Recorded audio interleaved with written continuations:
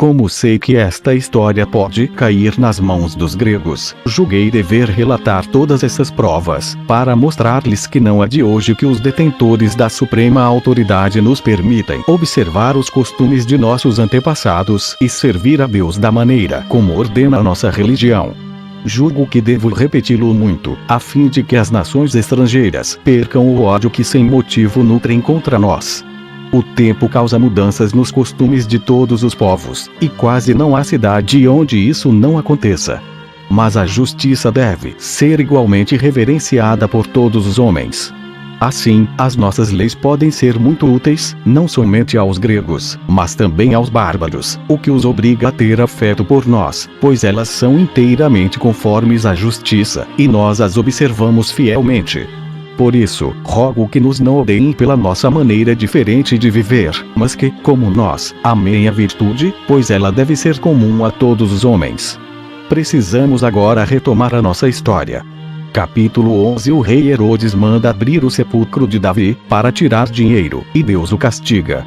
Divisões e perturbações na família. Crueldade desse soberano causada por suas desconfianças, e pela malícia de Antípatro.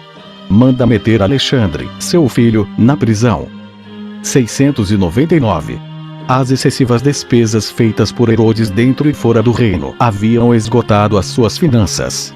Ele sabia que Hircano, seu predecessor, retirara 3.000 talentos de prata do sepulcro de Davi e imaginava que outros lá ainda restassem, em número suficiente para cobrir todas as suas necessidades. Havia muito tempo ele desejava recorrer a esse meio, e por fim o fez. Começou por usar de todas as precauções possíveis, para impedir que o povo descobrisse o seu intento. Mandou abrir o sepulcro e lá entrou acompanhado somente pelos seus amigos mais fiéis. Não encontrou dinheiro em moedas, como Hircano, porém achou muitos vasos de ouro e outras preciosas dádivas que ali haviam sido colocadas. Mandou levar tudo, no entanto isso lhe fez desejar mais. Mandou então rebuscar até mesmo no ataúde onde estava o corpo de Davi e o de Salomão. Conta-se, porém, que de lá saiu uma chama, que matou 2 de seus guardas. Esse fato prodigioso assustou-o. Para espiar tal sacrilégio, ele depois mandou construir à entrada do sepulcro um soberbo monumento de mármore branco. Nicolau, que escreveu a história dessa época, faz menção desse fato, mas não diz que Herodes entrou no sepulcro, porque julgava prejudicial à imagem do rei. Em seu livro, ele tem a mesma atitude com relação a muitas outras coisas referentes a esse soberano, porque, tendo escrito essa história enquanto Herodes ainda vivia, o desejo de agradá-lo levou-o a falar somente o que lhe podia redundar em glória. Assim, ele registra, com grandes elogios, os seus belos feitos, mas suprime, tanto quanto possível, os seus crimes mais notórios, ou pelo menos procura disfarçá-los. Esforça-se mesmo por desculpar, com pretextos especiosos, a crueldade para com Mariana e os filhos desta. Ele assim procede em toda a sua obra, dirigindo pomposos encômios às suas justas ações, mas principalmente fazendo apologia de suas injustiças.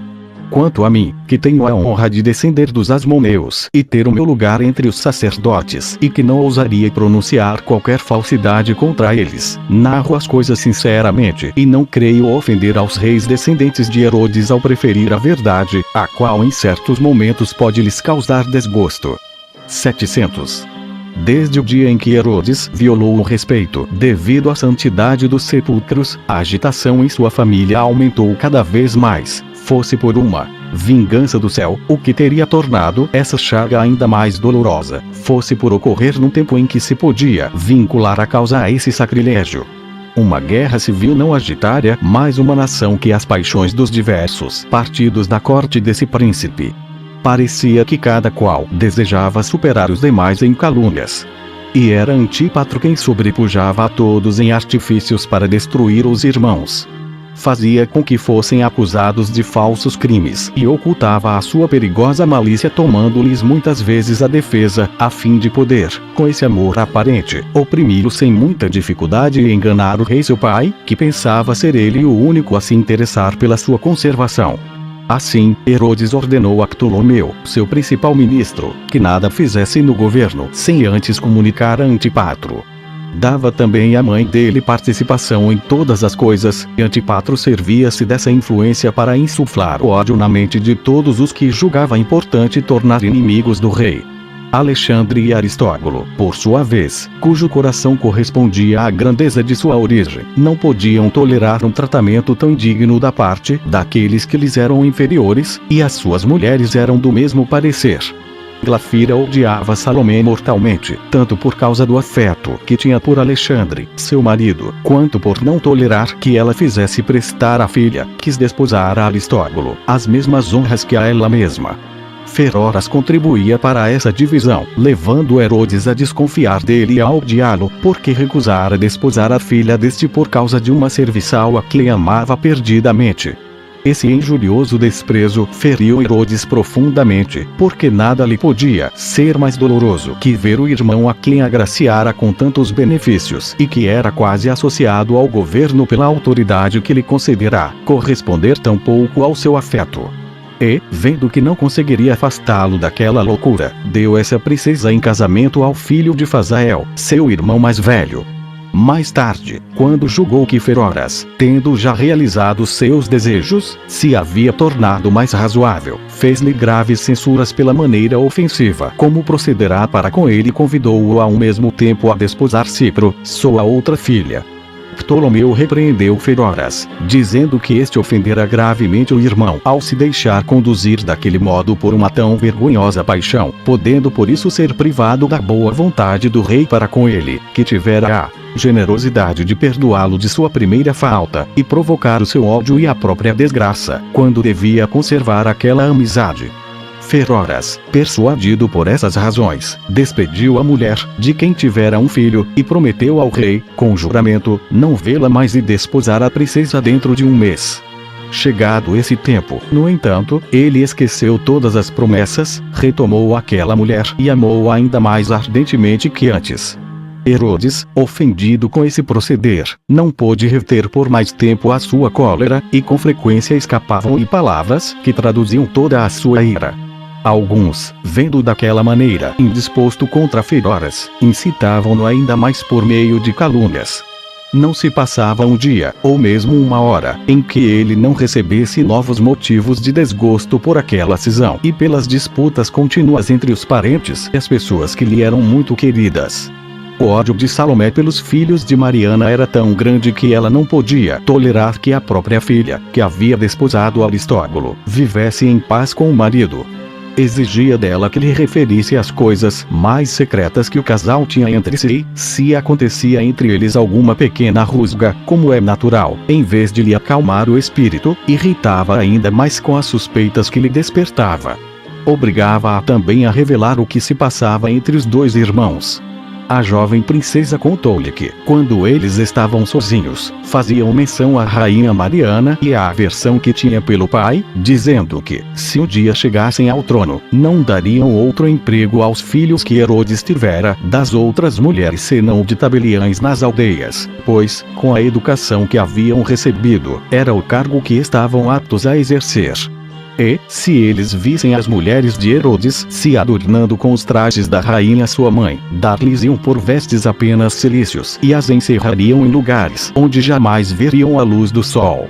Salomé relatava todas essas coisas a Herodes. Ele as ouvia com pesar e procurava remediá-las, porque preferia corrigir os filhos a castigá-los. Assim, embora ele se tornasse cada dia mais triste e propenso a crer no que lhe contavam, contentou-se em repreender severamente os filhos e ficou satisfeito com as suas justificativas. Porém esse mal, que parecia curado, bem depressa se manifestou muito maior. Feroras disse a Alexandre ter sabido de Salomé que o rei concebia pela princesa Glafira, esposa de Alexandre, uma paixão tão forte que era impossível controlar. Essas palavras despertaram tal ciúme no príncipe que ele passou a enxergar com maldade qualquer demonstração de afeto da parte de Herodes pela nora. O seu penar foi tão intenso que, não o podendo mais suportar, foi falar com o rei seu pai. Narrou-lhe em lágrimas o que Feroras lhe dissera. Jamais Herodes tivera surpresa maior. Ele ficou tão chocado com aquela abominável acusação que começou a lamentar profundamente a horrível malícia de seus domésticos, os quais pagavam com a ingratidão os muitos benefícios de que lhe eram devedores. Mandou imediatamente chamar Feroras e disse-lhe, encolerizado: sois o pior de todos os homens. É assim que reconheceis tantos favores que de mim recebestes. Como podem penetrar em vosso espírito e sair de vossa boca pensamentos e palavras tão injuriosas contra a minha reputação e tão contrárias à verdade? Bem compreendo o vosso desígnio. Não foi somente para me ofender que falasses desse modo a meu filho, mas para o induzir a me envenenar, pois qual filho, mesmo possuindo um gênio pacífico, deixaria de vingar tamanho ultraje? Ou pensais que há grande diferença entre incentivar tal ciúme em seu espírito e pôr-lhe a espada na mão, para que me mate? Qual é o vosso desígnio, fingindo amar um irmão que sempre vos quis bem, quando na verdade me tendes ódio mortal e me acusais falsamente de praticar uma ação na qual não se pode sem impiedade nem mesmo pensar? Ide-vos, ingrato, que renunciastes a todos os sentimentos de humanidade por vosso benfeitor irmão. Sejam as recriminações de vossa consciência o vosso carrasco pelo resto de vossa vida. Quanto a mim, para vos cobrir de confusão, contentar-me-ei em confundir a vossa malícia com a minha bondade, não vos castigando como mereceis, mas vos tratando com a mansidão de que vos tornastes indigno. Feroras, não podendo se desculpar de tamanho crime, de que se havia tão claramente culpado, lançou a culpa sobre Salomé, dizendo que aquilo partira dela. Aconteceu que ela estava presente, e, como era tão fingida quanto má, afirmou altivamente que nada havia de mais falso, e exclamou que parecia que todos haviam conspirado para torná-la odiosa ao rei e levá-la a perder a vida, e que a sua preocupação pelo bem-estar de Herodes diante dos perigos que o ameaçavam era motivo para que a odiassem, e Feroras mais que todos, pois fora ela a causa de que ele despedisse a mulher que mantinha. Enquanto falava, arrancava os cabelos e batia no peito, mas ninguém deu crédito ao que ela dizia. Feroras, no entanto, ficou aflitíssimo, porque não podia negar ter dito aquelas palavras a Alexandre, nem provar que as ouvira de Salomé. E ambos discutiram por muito tempo, ele para acusá-la e ela para se justificar. Herodes, cansado daquela discussão, mandou-os embora, louvando o filho pela sua moderação e por haver-lhe manifestado seu penar. Como já era tarde, foi pôr-se à mesa. Ninguém deu razão a Salomé, e não se duvidava de que fora ela quem inventara aquela calúnia. As mulheres do rei, que a odiavam por causa de seu mau humor e de sua inconstância nos afetos, difamavam-na continuamente perante Herodes.